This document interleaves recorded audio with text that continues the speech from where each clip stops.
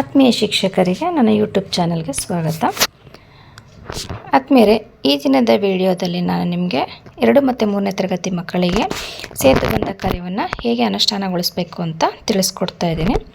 ಈಗಾಗಲೇ ನಿಮಗೆ ದಿನಾಂಕ 22/4/2024 ಬಂದಿರುವಂಥ ಒಂದು ಆದೇಶದ ಮೇರೆಗೆ ನಲಿಕಲಿ ತರಗತಿಗಳಲ್ಲಿ 2 ಮತ್ತು 3ನೇ ತರಗತಿಗೆ ಯಾವ ರೀತಿ ಸೇತುಬಂಧ ಚಟುವಟಿಕೆಗಳನ್ನು ನಿರ್ವಹಣೆ ಮಾಡಬೇಕು ಅನ್ನೋದ್ರ ಬಗ್ಗೆ ಸಂಕ್ಷಿಪ್ತವಾಗಿ ತಿಳಿಸ್ಕೊಟ್ಟಿದ್ದಾರೆ.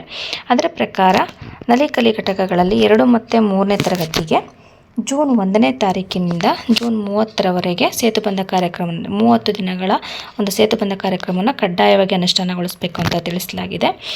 ಜೊತೆಗೆ ಈ ಸೇತುಬಂಧ ಚಟುವಟಿಕೆಗಳನ್ನು ನಿರ್ವಹಣೆ ಮಾಡಲಿಕ್ಕೆ ಯಾವುದೇ ರೀತಿಯ ಪೂರ್ವ ಪರೀಕ್ಷೆ ಆಗಲಿ ಯಾವುದೇ ರೀತಿಯ ಸಾಫಲ್ಯ ಪರೀಕ್ಷೆ ಆಗಲಿ ಇರೋದಿಲ್ಲ.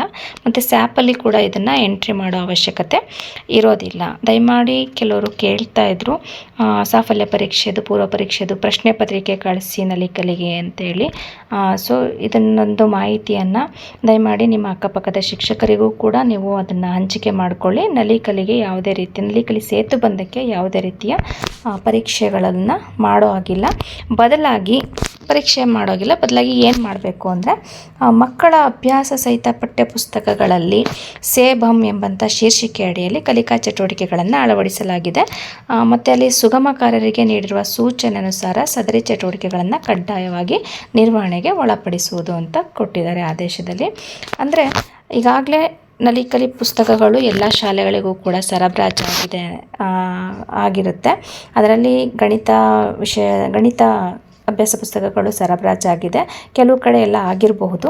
ಅಲ್ಲಿ ನಲಿಕಲಿ ಅಭ್ಯಾಸ ಸಹಿತ ಪುಸ್ತಕಗಳೇನಿದೆ, ಕನ್ನಡ, ಗಣಿತ ಮತ್ತು ಪರಿಸರ ಅಧ್ಯಯನಕ್ಕೆ ಸಂಬಂಧಪಟ್ಟಂತೆ ಈ 3 ವಿಷಯಗಳಲ್ಲೂ ಕೂಡ ಪುಟ ಸಂಖ್ಯೆ 1ರಿಂದ ಅಂದರೆ ಭಾಗ 1 ಈ ಬಾರಿಯಲ್ಲಿ ಸೆಮಿಸ್ಟರ್ ವೈಸು ಪುಸ್ತಕಗಳನ್ನು ಡಿವೈಡ್ ಮಾಡಿಕೊಟ್ಟಿದ್ದಾರೆ. ಅಂದರೆ ಭಾಗ 1 ಭಾಗ 2 ಅಂತ. ಅಂದರೆ ಕನ್ನಡ ಭಾಗ 1 ಭಾಗ 2, ಗಣಿತ ಭಾಗ 1 ಭಾಗ 2, ಹಾಗೆ ಪರಿಸರ ಅಧ್ಯಯನ ಭಾಗ 1 ಭಾಗ 2, ಹಾಗೆ ENK ಭಾಗ 1 ಭಾಗ 2. ಈ ರೀತಿಯಲ್ಲಿ 1ರಿಂದ 7ನೇ ತರಗತಿವರೆಗೂ ಕೂಡ ಭಾಗ 1 ಭಾಗ 2 ಎಂಬಂತೆ ಬದಲಾಯಿಸಿ ಕೊಟ್ಟಿದ್ದಾರೆ. ಸೊ ಅದರಲ್ಲಿ ಭಾಗ 1ರಲ್ಲಿ ಮೊದಲನೇ ಪುಟದಿಂದ ಈ ಸೇತುಬಂಧ ಚಟುವಟಿಕೆಗಳನ್ನು ಆಯಾ ವಿಷಯಗಳಲ್ಲಿ ಕೊಡಲಾಗಿದೆ. ಹಾಗಾದರೆ ಕನ್ನಡ ಅಭ್ಯಾಸ ಪುಸ್ತಕದ ಪುಟ ಸಂಖ್ಯೆ 1ರಿಂದ ಸೇಬಂ ಎಂಬಂತಹ ಶೀರ್ಷಿಕೆ ಅಡಿಯಲ್ಲಿ ಚಟುವಟಿಕೆಗಳನ್ನು ಕೊಡಲಾಗಿದೆ. ಹಾಗೆ ಗಣಿತ ಅಭ್ಯಾಸ ಪುಸ್ತಕದ ಪುಟ ಸಂಖ್ಯೆ 1ರಿಂದ ಕೊಡಲಾಗಿದೆ. ಹಾಗೆ ಪರಿಸರ ಅಧ್ಯಯನ ಪುಸ್ತಕದ ಪುಟ ಸಂಖ್ಯೆ 1ರಿಂದ ಸೇತುಬಂಧ ಚಟುವಟಿಕೆಗಳನ್ನು ಕೊಡಲಾಗಿದೆ. ಈ ಚಟುವಟಿಕೆಗಳನ್ನು ಜೂನ್ 1ನೇ ತಾರೀಕಿಂದ 30ನೇ ತಾರೀಕುವರೆಗೂ ನಾವೇನು ಮಾಡಬೇಕಾಗತ್ತೆ, ಇಂಪ್ಲಿಮೆಂಟ್ ಮಾಡಬೇಕಾಗತ್ತೆ. ಇದನ್ನು ಯಾವ ರೀತಿ ಮಾಡಬೇಕು ಅಂತ ಈಗಾಗಲೇ ಎಲ್ಲರೂ ನಲಿಕಲಿ ಶಿಕ್ಷಕರಿಗೆ ಗೊತ್ತಿದೆ. ಹೊಸದಾಗಿ ಏನು ನಲಿಕಲಿ ತರಗತಿಗಳನ್ನು ನಿರ್ವಹಣೆ ಮಾಡ್ತಿದ್ದಾರೋ ಅಂತಹ ಶಿಕ್ಷಕರಿಗೆ ದಯಮಾಡಿ ಈ ಒಂದು ವಿಡಿಯೋವನ್ನು ನೋಡಿ ಅಥವಾ ಆದೇಶಗಳಲ್ಲಿ ನೀಡಲಾಗಿದೆ ಅದನ್ನು ಕೂಡ ನೋಡಿ ಅದೇ ರೀತಿಯಲ್ಲಿ ನಿರ್ವಹಣೆ ಮಾಡಿ ಅಂತ ಹೇಳ್ತಾ ಇದ್ದೀನಿ. ಈಗ ಉದಾಹರಣೆಗೆ ಒಂದು ಗಣಿತ ನಲಿಕಲಿ ಪುಸ್ತಕದಲ್ಲಿ ನೀಡಿರುವಂತಹ ಒಂದು ಸೇತುಬಂಧ ಚಟುವಟಿಕೆಗಳ ಬಗ್ಗೆ ನೋಡ್ತಾ ಹೋಗೋಣ. ಇದು ಗಣಿತ ಅಭ್ಯಾಸ ಸಹಿತ ಪಠ್ಯಪುಸ್ತಕ. ಇಲ್ಲಿ ನೀವು ನೋಡ್ತಾ ಇದ್ದೀರಾ ಸೇಬಂ ಎಂಬಂತಹ ಒಂದು ಶೀರ್ಷಿಕೆ ಅಡಿಯಲ್ಲಿ ಒಂದು ಪುಟ ಸಂಖ್ಯೆ 1ರಿಂದ ಏನು ಮಾಡಿದ್ದಾರೆ, ಸೇತುಬಂಧ ಚಟುವಟಿಕೆಗಳನ್ನು ಅಳವಡಿಸಿದ್ದಾರೆ. ಸೊ ಇಲ್ಲಿಂದ ನಾವು ಶುರು ಮಾಡ್ಕೋಬೇಕಾಗತ್ತೆ. ಪುಟ ಸಂಖ್ಯೆ 1ರಲ್ಲಿರುವಂತಹ ಏನು ಆಕೃತಿಗಳು ಎಂಬಂತಹ ವಿಷಯದ ಬಗ್ಗೆ ಇಲ್ಲಿ ಸೂಚನೆಗಳನ್ನು ಕೊಟ್ಟಿದ್ದಾರೆ, ಏನು ಮಾಡಬೇಕು ಅಂತ. ಆ ಸೂಚನೆಗಳನ್ನು ನಾವು ಓದ್ಕೊಂಡು ಮಕ್ಕಳಿಗೆ ಮಾರ್ಗದರ್ಶನವನ್ನು ಮಾಡಿ ಅಲ್ಲಿ ಏನು ಮಾಡಬೇಕು ಅಂತ ತಿಳಿಸಿ ಆ ಮಕ್ಕಳು ಚಟುವಟಿಕೆಯನ್ನು ನಿರ್ವಹಿಸೋದಕ್ಕೆ ಬಿಡಬೇಕು.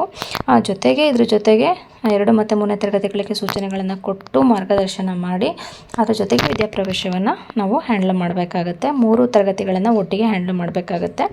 ಇದು ಸಾಮೂಹಿಕ ಗುಂಪಿನಲ್ಲಿ ನಡೆಯುತ್ತೆ. ಇಲ್ಲಿ ನೀವು ನೋಡ್ತಿದ್ದೀರಾ ಎಂಬಂತಹ ಒಂದು ಇದನ್ನು ನೀವು ನೋಡ್ತಿದ್ದೀರಾ. ಇದು ನಲಿಕಲಿ ಶಿಕ್ಷಕರು ಬೋಧನೆ ಮಾಡುವಂಥ ಶಿಕ್ಷಕರಿಗೆಲ್ಲ ಗೊತ್ತಿದೆ. ಸಾಮೂಹಿಕ ಗುಂಪು ಅಂದರೆ 2ನೇ ತರಗತಿಯನ್ನು ಒಂದು ಗುಂಪು ಮಾಡಿಕೊಂಡು 3ನೇ ತರಗತಿಯನ್ನು ಒಂದು ಗುಂಪು ಮಾಡಿಕೊಂಡು ನಾವು ಗುಂಪಿನಲ್ಲಿ ಕಲಿಸುವಂಥ ವಿಚಾರ ಇದು. ಹಾಗಾಗಿ ಇಲ್ಲಿ ಯಾವುದೇ ರೀತಿಯ ಗುಂಪು ತಟ್ಟೆಗಳು ಇರೋದಿಲ್ಲ. 1ನೇ ಗುಂಪು 2ನೇ ಗುಂಪು ಇರೋದಿಲ್ಲ. ಒಟ್ಟಾರೆ ಈ ಸೇತುಬಂಧ ಚಟುವಟಿಕೆಗಳನ್ನು ಸಾಮೂಹಿಕವಾಗಿ ಹೇಳ್ಕೊಡ್ತಾ ಇದ್ದೀವಿ. ಈಗಲೂ ಕೂಡ ಅದೇ ಪದ್ಧತಿಯಲ್ಲಿ ಹೇಳ್ಕೊಡ್ಬೇಕಾಗತ್ತೆ. ಇದು ಸೇತುಬಂಧಕ್ಕೆ ಮಾತ್ರ. ತದನಂತರ ನಲಿಕಲಿ ಯಥಾಸ್ಥಿತಿಯಲ್ಲಿ ತರಗತಿಗಳು ಮುಂದಕ್ಕೆ ನಡೆಯುತ್ತೆ. ಬಟ್ ಸೇತುಬಂಧ ಕಾರ್ಯಕ್ರಮದಲ್ಲಿ ಮಾತ್ರ ಒಟ್ಟಾಗಿ ಸಾಮೂಹಿಕ ಗುಂಪಿನಲ್ಲಿ ನಾವು ನಿರ್ವಹಣೆ ಮಾಡ್ತಾ ಹೋಗ್ತೀವಿ. ಈಗ ಈ ಒಂದು ಚಟುವಟಿಕೆ ಮೊದಲನೇ ಪುಟದಲ್ಲಿರುವಂತಹ ಆಕೃತಿಗಳು ಎಂಬಂಥ ಚಟುವಟಿಕೆಯನ್ನು ನೀವು ಯಾವಾಗ ಜೂನ್ 1ರಿಂದ ಸ್ಟಾರ್ಟ್ ಮಾಡಿಕೊಂಡ್ರೆ ಅಲ್ಲಿಂದ ಸ್ಟಾರ್ಟ್ ಮಾಡಬೇಕಾಗುತ್ತೆ. ಜೂನ್ 1ನೇ ಪುಟದಿಂದ ಈ 1ನೇ ಪುಟದಲ್ಲಿರುವಂಥ ಚಟುವಟಿಕೆಯನ್ನು ಮಗು ಸಂಪೂರ್ಣವಾಗಿ ನಿರ್ವಹಿಸಿದ ನಂತರ ಅದನ್ನು ನಾವೇನು ಮಾಡಬೇಕು, ಕರೆಕ್ಷನ್ ಮಾಡಿ ಡೇಟ್ ಮತ್ತು ಸಹಿಯನ್ನು ಹಾಕಬೇಕು. ಅದಾದ ನಂತರ ಎರಡನೇ ಒಂದು ಚಟುವಟಿಕೆಗೆ ನಾವು ಎರಡನೇ ಪುಟದಲ್ಲಿರುವಂಥ ಒಂದು ಚಟುವಟಿಕೆಯನ್ನು ನಿರ್ವಹಣೆ ಮಾಡಬೇಕಾಗುತ್ತೆ. 1ನೇ ಪುಟದಲ್ಲಿರುವಂಥ ಚಟುವಟಿಕೆಯನ್ನು ನಿರ್ವಹಣೆ ಮಾಡದೇ ಎರಡನೇ ಪುಟದ ಚಟುವಟಿಕೆಗೆ ಹೋಗೋ ಹಾಗಿಲ್ಲ. ಸೊ ಆಯಾ ಪುಟದ ಚಟುವಟಿಕೆ ನಿರ್ವಹಣೆ ಮಾಡಲಿಕ್ಕೆ ಸೂಕ್ತ ಮಾರ್ಗದರ್ಶನ ಮತ್ತು ಕಲಿಕಾ ಸಾಮಗ್ರಿಗಳನ್ನು ಕೊಟ್ಟು ಆ ಚಟುವಟಿಕೆಯಲ್ಲಿ ಮಗು ಕಲಿಕೆಯನ್ನು ಪಡಲಿಕ್ಕೆ ಅನುಕೂಲವನ್ನು ಮಾಡಿಕೊಡ್ಬೇಕಾಗತ್ತೆ. ಸೊ ಈ ರೀತಿಯಲ್ಲಿ ಆಯಾ ಪುಟ ಸಂಖ್ಯೆಗೆ ಅನುಗುಣವಾಗಿ ಚಟುವಟಿಕೆ ನಿರ್ವಹಿಸಿದ ನಂತರ ನಾವಲ್ಲಿ ಕರೆಕ್ಷನ್ ಮಾಡಿ ಡೇಟನ್ನು ಕೂಡ ಹಾಕಬೇಕಾಗುತ್ತೆ. ಯಾವ ದಿನ ಮಾಡಿದ್ರಿ ಅದೇ ದಿನದಲ್ಲಿ ಕಂಪ್ಲೀಟ್ ಮಾಡಿದ್ರೆ ಅದೇ ದಿನದ ದಿನಾಂಕವನ್ನು ನಮೂದಿಸಿ, ಅಕಸ್ಮಾತ್ ಮಗು ಅವತ್ತಿನ ದಿನ ಕಲೀಲಿಲ್ಲ, ನೆಕ್ಸ್ಟ್ ಡೇ ಅದನ್ನು ಕಂಟಿನ್ಯೂ ಮಾಡ್ತು ಅಂದರೆ ಅಲ್ಲಿ ಪೂರ್ಣಗೊಳಿಸಿದ್ರೆ ಆ ದಿನದ ಡೇಟನ್ನು ಹಾಕಬೇಕಾಗುತ್ತೆ. ಇದೇ ರೀತಿಯಲ್ಲಿ ನಾವು ಪ್ರತಿ ಪುಟದ ಚಟುವಟಿಕೆಗಳನ್ನು ಕೂಡ ನಾವು ನಿರ್ವಹಣೆ ಮಾಡ್ತಾ ಹೋಗಬೇಕಾಗುತ್ತೆ. ಈಗ ಒಟ್ಟು ಎಷ್ಟು ಚಟುವಟಿಕೆಗಳು ಬರ್ತವೆ, ಸೇತುಬಂಧಕ್ಕೆ ಸಂಬಂಧಪಟ್ಟಂತೆ ಆಯಾ ವಿಷಯಗಳಲ್ಲಿ ಎಷ್ಟೆಷ್ಟು ಚಟುವಟಿಕೆಗಳು ಬರ್ತವೆ ಅನ್ನೋದನ್ನು ಕಲಿಕಾ ಎಣೆಯಲ್ಲಿ ಕೊಟ್ಟಿದ್ದಾರೆ. ಸೊ ಅಷ್ಟು ಚಟುವಟಿಕೆಗಳನ್ನು ಅಂದರೆ ಎಲ್ಲ ವಿಷಯಗಳಲ್ಲೂ ಕೂಡ ಏಕರೂಪದಲ್ಲಿ ಚಟುವಟಿಕೆಗಳು ಇರೋದಿಲ್ಲ, ಅಂದರೆ ಒಂದೇ ಸಂಖ್ಯೆಯಲ್ಲಿ ಇರೋದಿಲ್ಲ. ಗಣಿತದಲ್ಲೇ ಎಷ್ಟು ಜಾಸ್ತಿ ಇರುತ್ತೆ ಅಥವಾ ಗಣಿತದಲ್ಲೇ ಬೇರೆ ಸಂಖ್ಯೆಯಲ್ಲಿರುತ್ತೆ, ಕನ್ನಡದಲ್ಲೇ ಬೇರೆ ಸಂಖ್ಯೆ ಇರುತ್ತೆ, ಪರಿಸರ ಅಧ್ಯಯನದಲ್ಲೇ ಬೇರೆ ಸಂಖ್ಯೆ ಇರುತ್ತೆ. ಆಯಾ ವಿಷಯಕ್ಕನುಗುಣವಾಗಿ ಚಟುವಟಿಕೆಗಳನ್ನು ಸೇತುಬಂಧಕ್ಕೆ ಎಷ್ಟು ಬೇಕೋ ಅಷ್ಟನ್ನು ಕೊಡಲಾಗಿದೆ. ಈಗ ಇಲ್ಲಿ ಸಮಸ್ಯೆ ಏನಂದರೆ ಕೆಲವು ಕಡೆಗೆ ಅಭ್ಯಾಸ ಪುಸ್ತಕಗಳಿನ್ನೂ ಬಂದಿಲ್ಲ. 2 ಮತ್ತು 3ನೇ ತರಗತಿಗೆ ಅಭ್ಯಾಸ ಪುಸ್ತಕಗಳು ಸರಬರಾಜಾಗಿಲ್ಲ. ಸೊ ಅಂಥ ಸಂದರ್ಭಗಳಲ್ಲಿ ಸೇತುಬಂಧ ಚಟುವಟಿಕೆಯನ್ನು ಈಗ ಜೂನ್ 1ನೇ ತಾರೀಕಿಂದ ನಾವು ಸ್ಟಾರ್ಟ್ ಮಾಡಬೇಕು. ಅಂಥ ಸಂದರ್ಭಗಳಲ್ಲಿ ಏನು ಮಾಡಬಹುದು, ಉದಾಹರಣೆಗೆ ಈಗ ನಮಗೆ ಇಲ್ಲಿ ಗಣಿತ ಅಭ್ಯಾಸ ಪುಸ್ತಕಗಳು ಮಾತ್ರ ಬಂದಿದೆ, ಗಣಿತ ಚಟುವಟಿಕೆಗಳು ನಮಗೇನು ಅಂತ ಗೊತ್ತಾಗಿದೆ. ಸೊ ಅದನ್ನು ಮಾಡಿಸ್ತಾ ಹೋಗ್ತೀವಿ. ಇನ್ನು ಕನ್ನಡ ಆಯಾ ಅವಧಿಗೆ ಅನುಗುಣವಾಗಿ ಕನ್ನಡ ಅವಧಿಯಲ್ಲಿ ಕನ್ನಡ ಸೇತುಬಂಧ ಚಟುವಟಿಕೆಗಳನ್ನ ನಿರ್ವಹಣೆ ಮಾಡಬೇಕು. ಆದರೆ ಪಠ್ಯಪುಸ್ತಕ ಇಲ್ಲ. ಸೊ ಈ ಒಂದು ಕಾರಣದಿಂದಾಗಿ ಅದನ್ನು ಮಾಡದೇ ಇರೋ ಹಾಗಿಲ್ಲ. ಬದಲಾಗಿ ಈಗಾಗಲೇ ನಿಮಗೆ ಗೊತ್ತಿರೋ ಹಾಗೆ 2ನೇ ತರಗತಿಯಲ್ಲಿರುವಂಥ ಮಕ್ಕಳಿಗೆ 1ನೇ ತರಗತಿಯಲ್ಲಿ ಏನು ಕಲ್ತಿದ್ರೋ ಅದನ್ನು ನಾವು ಪುನರ್ಬಲನ ಮಾಡ್ತಾ ಹೋಗ್ತೀವಿ. ಅಂದರೆ ರಗಸದ 10 ಹಂತಗಳನ್ನು ಮಕ್ಕಳು ಕಲ್ತಿದ್ರು 1ನೇ ತರಗತಿಯಲ್ಲಿ. ಸೊ ಅದಕ್ಕೆ ಸಂಬಂಧಪಟ್ಟಂತೆ ಅಕ್ಷರಾಭ್ಯಾಸ ಮಾಡಿಸ್ಬೋದು. ಉದಾಹರಣೆಗೆ ರಗಸದ ಜವಮೋಬನ ಅದರ 10 ಹಂತಗಳನ್ನು ಪರಿಚಯಿಸುವಂಥ ಕೆಲಸವನ್ನು ಮಾಡಬೇಕಾಗುತ್ತೆ. ಜೊತೆಗೆ ಕಾಗುಣಿತ ಅಕ್ಷರಗಳನ್ನು ಕಲಿಸಿದ್ದೀವಿ. ಸೊ ಅದನ್ನು ಕೂಡ ನಾವಲ್ಲಿ ಪರಿಚಯಿಸಬೇಕಾಗತ್ತೆ. ಸೊ ಏನೇನು 1ನೇ ತರಗತಿಯಲ್ಲಿ ಕಲ್ತಿದ್ರೋ ಅದನ್ನು ಪಠ್ಯಪುಸ್ತಕ ಸರಬರಾಜಾಗುವವರೆಗೂ ಕೂಡ ಒಂದು ನೋಟ್ ಪುಸ್ತಕವನ್ನು ಇಟ್ಟು ಅಲ್ಲಿ ನೀವು ಸೇತುಬಂಧ ಚಟುವಟಿಕೆಗಳನ್ನು ನಿರ್ವಹಣೆ ಮಾಡ್ತಾ ಹೋಗಿ, ಪಠ್ಯಪುಸ್ತಕ ಇಲ್ಲ ಅಂದರೂ ಕೂಡ. ನಂತರ ಪಠ್ಯಪುಸ್ತಕ ಸರಬರಾಜಾದ ನಂತರ 1ನೇ ಪುಟದಿಂದ ಏನು ಚಟುವಟಿಕೆಗಳನ್ನು ಕೊಡಲಾಗಿದೆಯೋ ಆ ಚಟುವಟಿಕೆಗಳನ್ನು ನೀವು ತಕ್ಷಣ ನಾವೇನು ಮಾಡ್ಬೋದು, ಅದನ್ನು ಬರೆಸಿ ಇಡ್ಬೋದು. ಯಾಕೆಂದರೆ ಮೊದಲಿಗೆ ಅಕ್ಷರ ಪರಿಚಯನ ನಾವು ಪಠ್ಯಪುಸ್ತಕ ಸರಬರಾಜಾಗೋವರೆಗೂ ಬಂದು ಮಾಡಿಕೊಂಡ್ರೆ ಟೆಕ್ಸ್ಟ್ ಬುಕ್ ಬಂದ ತಕ್ಷಣವೇ ಮಕ್ಕಳಿಗೆ ಅದನ್ನು ಚಟುವಟಿಕೆಯನ್ನು ಕೊಟ್ಟರೆ ಸಂಪೂರ್ಣವಾಗಿ ಮಗು ತುಂಬ ಚೆನ್ನಾಗಿ ಮಾಡ್ತಾ ಹೋಗುತ್ತೆ. ಅದಾದ ನಂತರ ನಾವು ಉಳಿದಂಥ ಚಟುವಟಿಕೆಗಳನ್ನು ಮುಂದುವರಿಸ್ಕೊಂಡು ಹೋಗಬೇಕಾಗುತ್ತೆ. ಈ ರೀತಿಯಲ್ಲಿ ನಾವು ಹೊಂದಾಣಿಕೆಯನ್ನು ಕೂಡ ನಾವು ಮಾಡ್ಕೋಬೇಕಾಗುತ್ತೆ. ಕೆಲವು ಕಡೆ ಅಭ್ಯಾಸ ಪುಸ್ತಕಗಳು ಬಂದಿರ್ಬೋದು, ಅವರು ಆಯಾ ಚಟುವಟಿಕೆಗಳನ್ನು ನಿರ್ವಹಿಸಿದರೆ ಸಾಕು. ಜೊತೆಗೆ ಇಲ್ಲಿ ಚಟುವಟಿಕೆಗಳನ್ನು ನಿರ್ವಹಿಸುವಂಥ ಸಂದರ್ಭದಲ್ಲಿ ಆದಷ್ಟು ಹೋಮ್ವರ್ಕನ್ನು ಕೂಡ ಕೊಡಬೇಕಾಗುತ್ತೆ. ಇಲ್ಲಿ ಟೆಕ್ಸ್ಟ್ ಬುಕ್ನಲ್ಲಿರುವಂತಹ ಚಟುವಟಿಕೆಗಳು ಸ್ವಲ್ಪ ಜಾಸ್ತಿ ಇದ್ದಾವೆ. ಅವು 30 ದಿನಗಳಲ್ಲಿ ಮುಗಿಯೋದಿಲ್ಲ. ಸೊ ಆದರೂ ಕೂಡ ನೀವು ನೋಟ್ ಪುಸ್ತಕದಲ್ಲೂ ಕೂಡ ಹೋಮ್ವರ್ಕನ್ನು ಹಾಕ್ಕೊಡೋದ್ರ ಮೂಲಕ ಕೂಡ ಮಗು ಮನೆಯಲ್ಲೂ ಕೂಡ ಕಲಿಯೋದಕ್ಕೆ ಅವಕಾಶ ಆಗೋ ರೀತಿಯಲ್ಲಿ ಹೋಮ್ವರ್ಕನ್ನು ಕೂಡ ಕೊಡಬೇಕಾಗತ್ತೆ. ಜೊತೆಗೆ ಒಂದು ನೋಟ್ ಪುಸ್ತಕವನ್ನು ವಿಷಯವಾರು ಒಂದೊಂದು ನೋಟ್ ಪುಸ್ತಕವನ್ನು ಇಟ್ಕೊಂಡು ಸೇತುಬಂಧ ಚಟುವಟಿಕೆಗೆ ಸಂಬಂಧಪಟ್ಟಂತೆ ಹೋಮ್ವರ್ಕನ್ನು ಕೊಡೋದು.